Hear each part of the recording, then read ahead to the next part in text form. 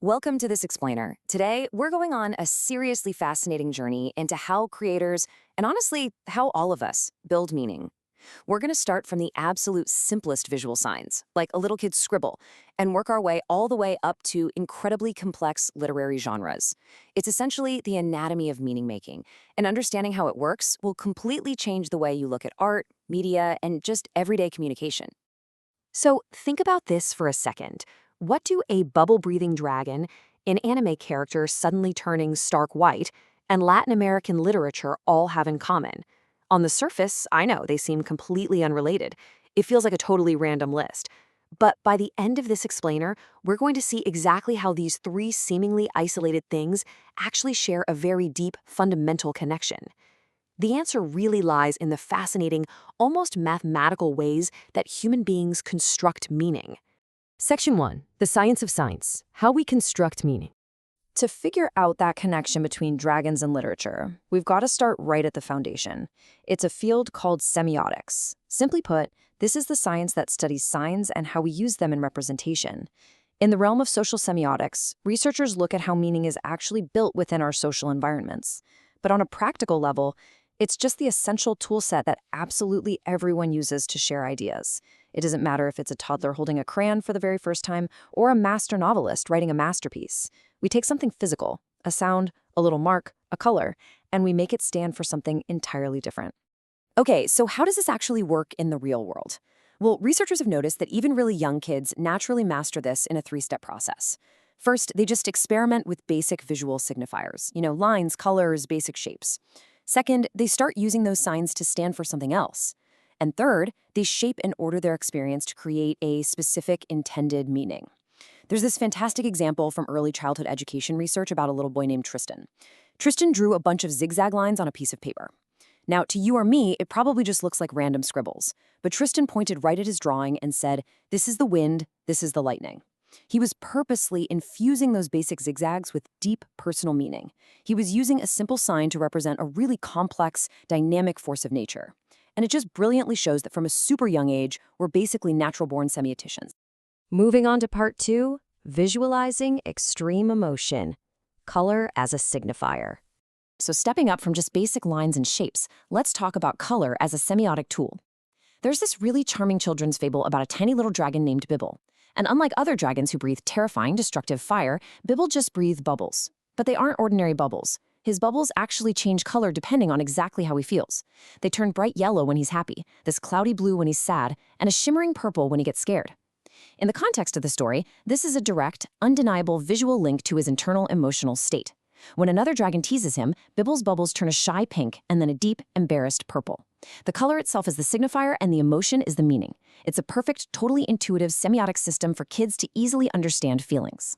But hey, what happens when an emotion is just so extreme, literally so shocking, that regular colors just don't cut it?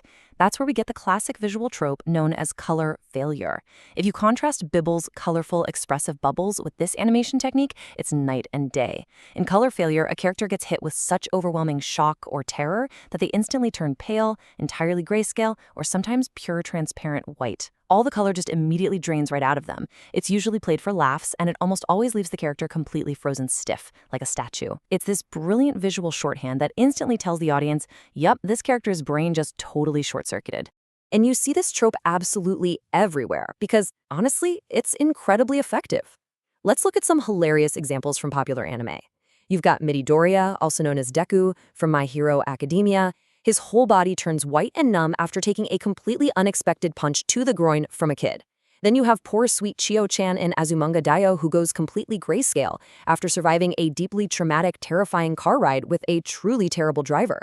Or Konishi from Food Wars, who literally turns pure white just from stressing about the bleak future of his cooking club. That color failure is the semiotic sign. We don't need a massive paragraph of dialogue explaining how shocked they are, because the absolute absence of color does all the heavy lifting for us instantly. All right, part 3, scaling down the mythic, the shoulder-sized dragon. We've seen how color creates meaning, right? Now let's think about physical scale. Picture a traditional dragon from Eastern or Western folklore. They're gigantic, they're awe-inspiring, and they are ferociously dangerous. They represent immense, totally unstoppable power. But now compare that to a much more modern fantasy invention, the shoulder-sized dragon. These creatures are shrunk all the way down to the size of a crow or maybe a hawk. They're cute, they act a lot like cats, purring and arching their backs, and they mostly serve as loyal pets or familiars. By simply changing the physical scale of the sign, the dragon itself, we completely change its meaning from a symbol of apocalyptic terror to a symbol of endearing, badass companionship. We take the mythic and make it feel personal and totally accessible. And this really perfectly illustrates why creators make the choices they do. There's a fascinating bit of trivia about Disney's 1998 movie Mulan. Originally, Disney intended Mushu to be this gigantic, traditional Eastern dragon. But during development, they realized a giant dragon would just be way too terrifying for their core audience of kids. So they intentionally scaled him down. They manipulated his physical size as a semiotic tool to invoke friendship and comedy rather than fear. As Mushu himself hilariously points out in the movie, "I'm travel size for your convenience. If I was my real size, your cow here would die of fright." It is quite literally a textbook example of adjusting a signifier, in this case size, to get a completely different emotional response from the audience. Section 4. Magic in the mundane. The genre of magical realism. So let's zoom all the way out to the macro level now. How do massive, sweeping literary genres use signs to construct meaning? Well, we can actually trace this specific concept back to the year 1925. That was the year a German art critic named Franz Roh first coined the phrase magical realism. Now, originally, he used it to describe a post-expressionist movement in painting where real-world forms were presented with this strange hidden magic. But the term quickly migrated over to literature, and it especially flourished in Latin American culture, where the extraordinary and the everyday often just walk hand in hand. So what is it exactly? Basically, magical realism is a genre that blends the super familiar with the completely fantastical. It finds the mystical right there in ordinary, everyday reality. Now, it is really important not to confuse this with high fantasy. High fantasy happens in imaginary realms filled with wizards and goblins. Magical realism, on the other hand, happens right here in our world, often in recognizable, gritty urban settings where completely unexplainable, surreal events just pop up right alongside mundane daily routines. The magic isn't a spell you cast, it's literally just woven into the fabric of reality. The literary theorist Louis Leal actually hit the nail on the head here. He noted that magical realism seeks to reveal the mysterious bond between people and their surroundings. In this genre, putting the ordinary and the magical right next to each other is a semiotic tool. It's not just thrown in there because magic is cool, it's a highly structured way to express the deeper, hidden mysteries of life that defy normal logical or psychological explanation.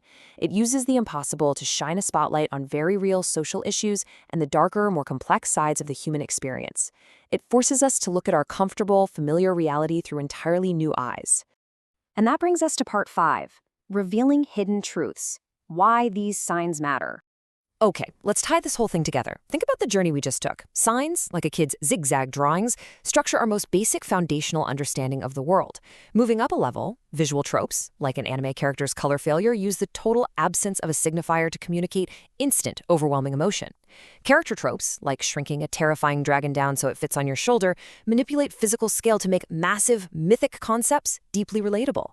And at the absolute highest level, genres like magical realism juxtapose the ordinary and the impossible to reveal profound truths hiding just behind our everyday reality.